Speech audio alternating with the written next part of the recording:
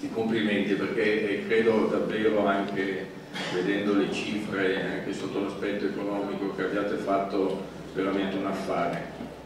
Un palazzo prestigioso, localizzato in posizione strategica, sottratto a mire speculative che quasi fisiologicamente si esprimono in questa città per forza, quindi una destinazione che è più congrua e più coerente con quanto vorremmo riuscire a fare a Venezia non si potrebbe immaginare, ha un costo certamente assolutamente competitivo.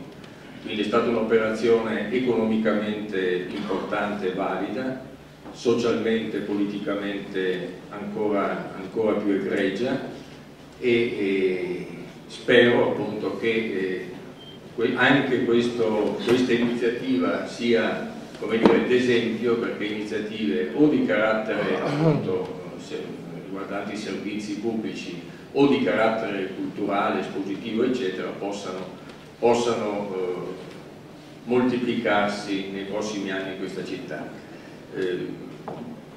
La collocazione qui dimostra che anche al centro storico di Venezia è possibile operare con attività direzionali, attività di carattere burocratico, attività di carattere naturalmente culturale, espositivo, perché questa zona è facilmente accessibile. Sono contento tra l'altro che si dimostri anche con questo intervento l'utilità del ponte qui vicino. Credo che sia un'opera che valorizza ulteriormente quest'area e la rende ancora di più un ottimo affare.